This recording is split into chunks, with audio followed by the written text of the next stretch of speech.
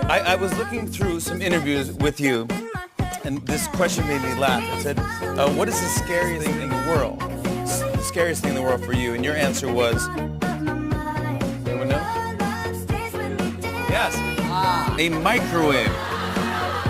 A microwave. I always worry that it will explode. What are you talking about?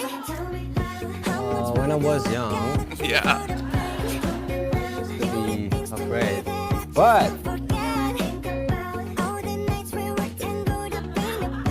still afraid. Why? Why? Why are you afraid? No. I guess it's a little frightening because I don't really understand it. Yeah. Boom. Yeah.